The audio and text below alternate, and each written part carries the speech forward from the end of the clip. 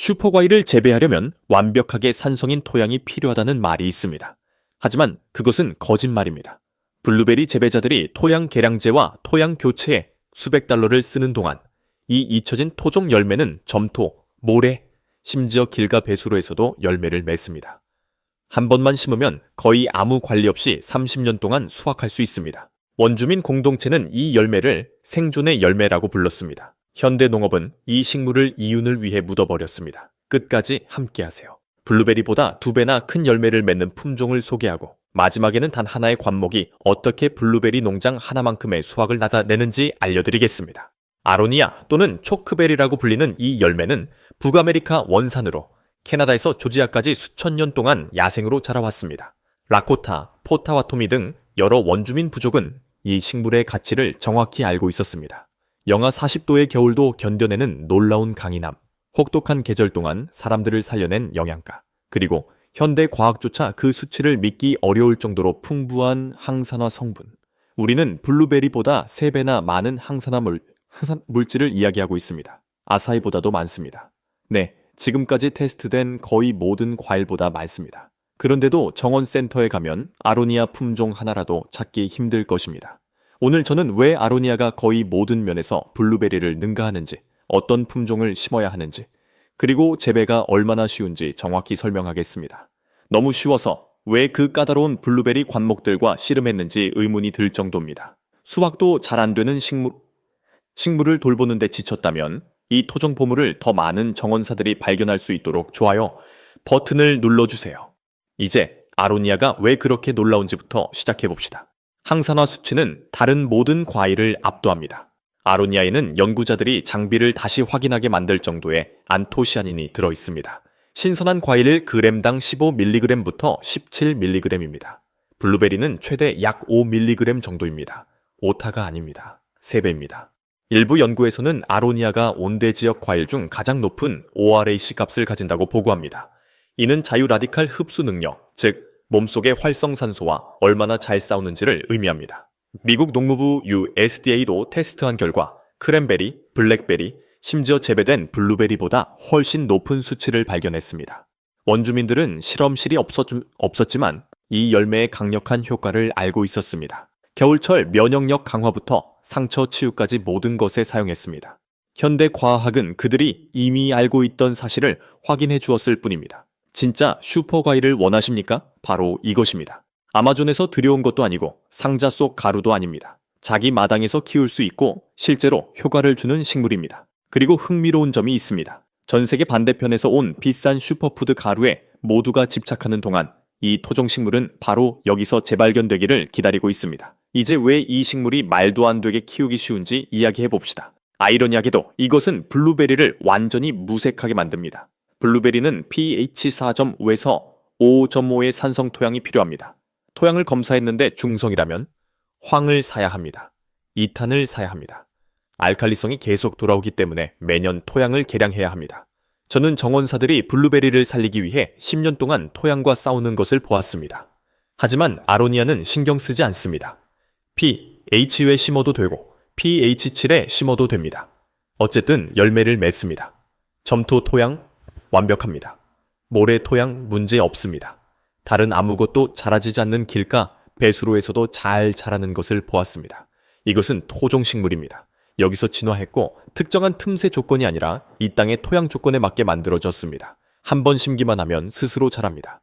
개량제도, 매년 테스트도 필요 없고 비싼 관목이 왜 누렇게 변하다 죽는지 고민할 필요도 없습니다. 이것만으로도 식물의 평생 동안 엄청난 돈과 시간을 절약할 수 있습니다. 그리고 기후 적응력은 거의 모든 사람을 포괄합니다. 아로니아는 USDA 구역 3부터 8까지 자생합니다. 이는 영하 40도의 혹한부터 남부의 더위와 습기까지 견딘다는 뜻입니다. 이렇게 넓은 범위를 가진 과일은 매우 드뭅니다. 추운 기후, 블루베리보다 더 강합니다. 더운 여름, 대부분의 베리류보다 더 잘 견딥니다. 가뭄, 한번 자리 잡으면 뿌리가 깊게 내려가 놀랄 만큼 강합니다. 블루베리를 질식시키는 습한 점토 토양, 여기서는 전혀 문제가 되지 않습니다.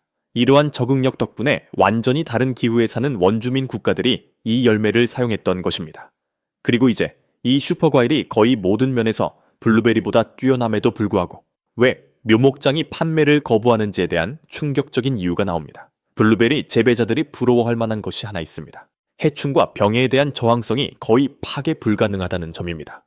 블루베리 재배자들은 그 싸움을 잘 압니다. 딱정벌레, 진딧물, 병, 곰팡이, 애벌레, 수확하기도 전에 모든 열매를 먹어치우는 새들, 그물을 사고 약을 뿌리고 결실기에는 매일 아침 식물을 확인합니다. 아로니아는 이런 것들을 비웃습니다. 사슴은 거들떠보지도 않고 잎에는 초식동물이 싫어하는 화합물이 들어있습니다. 새들은 가을 늦게까지 열매를 건드리지 않는데 신선할 때는 너무 떫기 때문입니다. 곤충? 거의 관심이 없습니다. 병에? 수천 년 동안 야생에서 진화하며 저항성을 키웠기 때문에 거의 문제가 되지 않습니다. 완전히 면역이라고 말하는 것은 아니지만 30년간 재배한 대부분의 사람들은 해충 문제를 거의 겪지 않았다고 보고합니다. 살포도 제로, 벌레 처리와도 공황도 제로, 그냥 덤불을 자라게 두면 스스로 해결합니다. 그리고 이 식물들은 매우 오래 삽니다. 30년의 수명을 이야기하는 것이며 교체 비용이 없습니다. 블루베리 관목은 보통 10년에서 15년 정도만 잘 생산합니다. 그 후에는 생산량이 줄고 줄기가 늙습니다. 식물을 교체하거나 강한 갱신 전정을 해야 합니다.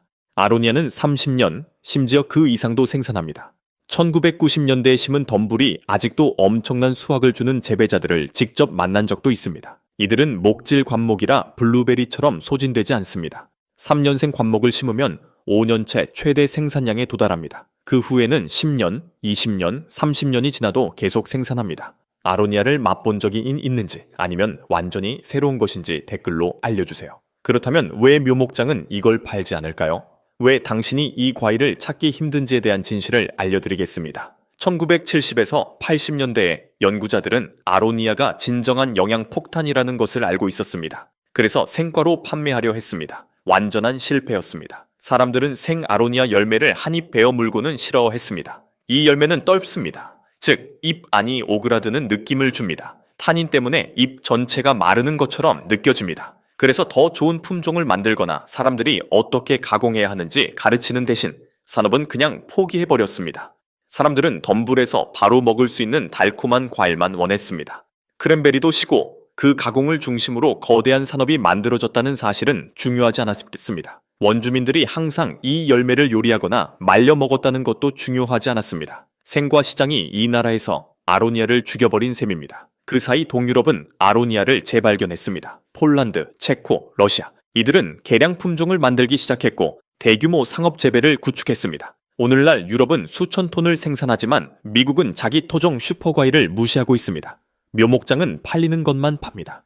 그리고 아로니아는 누군가가 진지하게 기회를 주기도 전에 나쁜 평판을 얻었습니다. 하지만 이제 변화가 일어났습니다. 유럽의 육종 프로그램은 훨씬 더 달고 덜 떫은 품종을 만들어냈습니다. 바이킹 프리위킹은 핀란드에서 개발된 황금 표준 품종으로 유럽에서 가장 많이 재배되는 상업 품종입니다. 야생형보다 더 달고 열매가 더 크며 성목 한 그루당 최대 9kg까지 수확할 수 있습니다. 블루베리는 겨우 2에서 2.5kg 정도라는 것과 비교해보세요. 네로도는 러시아에서 나온 또 하나의 훌륭한 품종입니다. 열매는 약간 더 작지만 추위에 매우 강합니다. 맥켄지는 신선 섭취와 가공을 위해 특별히 개발된 캐나다의 비교적 새로운 품종입니다. 이들은 더 이상 떫기만 한 야생 열매가 아닙니다. 사실 제대로 활용하는 방법만 알면 정말 맛있는 개량 품종들이 있습니다. 이제 풍미를 끌어내는 가공 방법에 대해 이야기해봅시다. 바로 이 열매들을 사용하는 방법입니다. 우선 생으로 먹지 마세요. 정말로요. 첫 서리가 내린 뒤까지 기다리세요. 낮은 온도는 전분의 일부를 당으로 바꾸고 떫은 맛을 줄여줍니다. 그 다음 수확하자마자 바로 가공하세요. 주스로 짜는 방법이 아주 좋습니다. 아로니아 주스를 사과 주스와 섞거나 꿀로 달게 하면 정말 훌륭합니다. 색은 짙은 보라색이고 산미는 한 잔에 담긴 농축된 건강 같은 느낌입니다. 건조도 아주 잘 됩니다. 열매를 건조기 트레이에 펼쳐 건포도처럼 될 때까지 말리세요. 농축된 단맛이 살아나고 떫은 맛은 크게 줄어듭니다. 말린 크랜베리를 쓰듯이 사용하면 됩니다. 잼과 젤리는 당연한 선택입니다. 펙틴 함량이 자연적으로 높아 잘 굳습니다. 사과나 배 같은 더 달콤한 과일과 섞으면 산미의 균형을 잡을 수 있습니다. 냉동은 가장 간단한 방법입니다. 씻은 뒤 트레이에 펼쳐 완전히 얼린 다음 봉지에 담으세요. 1년 동안 보관할 수 있고 냉동된 상태로 스무디에 넣으면 다른 재료들이 맛을 부드럽게 풀어줍니다. 이제 이 열매를 떫게 만드는 탄닌이 바로 이 놀라운 항산화 수치를 만들어주는 물질입니다. 둘 중 하나만 가질 수는 없습니다. 하지만 올바르게 가공하면 건강상의 모든 이점과 함께 좋은 맛도 얻을 수 있습니다. 관리도 거의 필요 없습니다. 아로니아 관목의 가지치기는 아주 간단합니다. 블루베리처럼 뿌리에서 새순이 올라옵니다. 몇 년마다 가장 오래된 줄기를 지면에서 잘라 새 성장을 위한 공간을 만들어주면 됩니다. 그게 전부입니다. 비료는 선택사항입니다. 이들은 토종식물로 일반적인 토양에 적응되어 있습니다. 활착 기간 동안만 물을 주면 됩니다. 그 이후에는 심각한 가뭄이 아닌 한 스스로 잘 자랍니다. 여기 보너스 팁이 있습니다. 아로니아를 더 좋게 만드는 방법입니다. 질소 고정 식물과 함께 심으세요. 아로니아는 많은 영양분을 필요로 하지는 않지만 약간의 질소를 좋아합니다. 시베리아 아카시나 가을올리브 같은 질소 고정 관목을 곁에 심으세요. 이 관목들은 공기 중의 질소를 토양에서 사용할 수 있는 형태로 바꿔줍니다.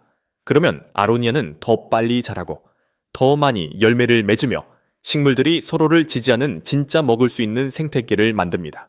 원주민 공동체가 이 식물을 관리하던 방식도 바로 이랬습니다. 고립된 줄이 아니라 모든 것이 함께 작동하는 다양한 혼합 식재였습니다. 비료를 사지 않고도 더 많은 수확을 얻고 수분 곤충과 유익한 곤충의 서식지를 만들며 같은 공간에서 더 많은 작물을 얻을 수 있습니다. 이것이 현대 농업이 잊어버린 효율성이며 여러분의 마당에서 다시 되살릴 수 있는 방식입니다. 아로니아는 강인하고 올바르게 가공하면 정말 맛있는 품종들이 마침내 우플럽해졌습니다. 도움이 되셨다면 좋아요 버튼을 누르고 매주 잊혀진 작물에 대한 더 많은 팁을 위해 구독